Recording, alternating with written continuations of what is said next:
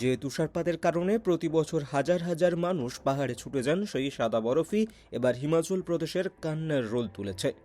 নতুন বছরের শুরুতে বরফের দেখা না মিললেও জানুয়ারির শেষে প্রকৃতির মেজাজ এক নিমেষে বদলে গিয়েছে। শৈলশহর মানালি থেকে সিমলা, চারিদিকে এখন কেবল বরফের পুরু চাদর। তবে এই সৌন্দর্য উপভোগ করার বদলে পর্যটকদের দিন কাটছে চরম আতঙ্কে। 700-র বেশি রাস্তা বন্ধ, জাতীয় সড়কে মাইলের পর মাইল যানজট আর হাড় কাঁপানো ঠান্ডায় সারা রাত গাড়ির ভেতরেই বন্দি দশা। এলাকায় 700-টিরও বেশি রাস্তা বরফের নিচে। মানালিতে সারা রাত গাড়িতেই কাটছে পর্যটকদের। বছরের শুরুতে বরফের দেখা না মিললেও জানুয়ারির শেষে হিমাচল প্রদেশে আছড়ে পড়েছে প্রবল তুষারপাত। हेवी स्नोफॉल हुआ है। मनाली में भी 2.5-3 फुट बर्फ पड़ गई थी और आसपास के क्षेत्रों में ज़्यादा बर्फ भी पड़ी थी। बहुत से सैलानी हाइट्स वाले क्षेत्रों में भी थे और यहाँ भी थे। हमने पूरी कोशिश करी कि जो सड़कें प्रदेश सरकार की थी वो जल्दी से जल्दी खोलें, ताकि जो पर्यटक वहाँ पे फंसे हुए उन्हें हम उनके घर तक सेफली पहुँचाएं। কিন্তু পর্যটকদের কাঙ্ক্ষিত এই তুষারপাতই এখন অভিশাপে পরিণত হয়েছে।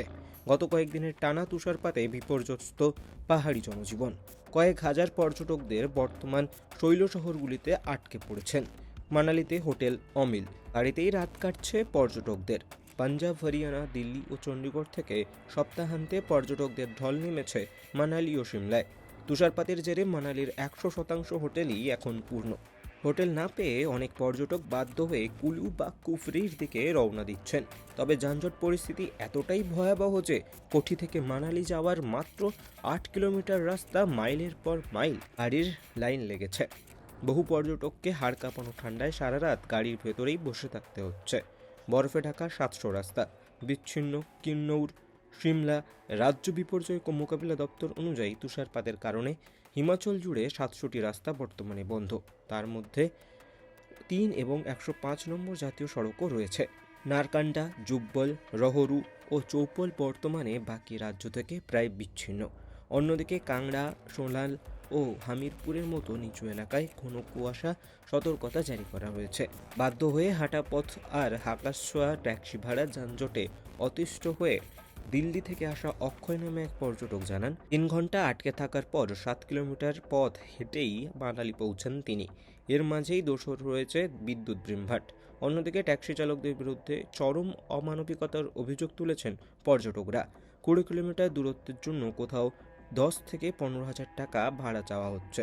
আবহাওয়া দপ্তর জানিয়েছে, পশ্চিমী ঝঞ্ঝার প্রভাবে 26 থেকে 28 জানুয়ারি পর্যন্ত হিমাচলে ভারী তুষারপাত ও বৃষ্টির সম্ভাবনা রয়েছে। ফলে পরিস্থিতি আরও অবনতি হতে পারে। রাজ্য সরকারের পক্ষ থেকে পর্যটকদের জন্য উচ্চ সতর্কতা বা রেড অ্যালার্ট জারি করা হয়েছে এবং প্রয়োজন ছাড়া পাহাড়ি রাস্তায় গাড়ি নিয়ে না বেরোনোর পরামর্শ দেওয়া হয়েছে।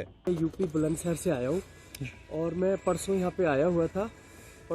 कल मैं यहाँ से निकला हूँ शाम 6 बजे, और कल शाम 6 बजे निकल के मैं हार्डली 1 किलोमीटर पहुँचा हूँ माल रोड पुल के ऊपर, और पुल के ऊपर से लेके 1 किलोमीटर तक मैं नहीं चल पाया। सारी रात वहीं पे गाड़ी खड़ी है। सबसे बड़ी बात कि यहाँ पे कोई पुलिस का बंदा कोई भी दिखाई नहीं दे रहा है। प्रशासन की कोई मतलब व्यवस्था नहीं है। मान लो कोई और भी होता तो आर्मी होती ना यहाँ पे सर, तो रोड भी खुलवा देते, लेकिन पुलिस का तो कोई बंदा तक नहीं दिखाई दे रहा है। टाइम्स नाउ खबर।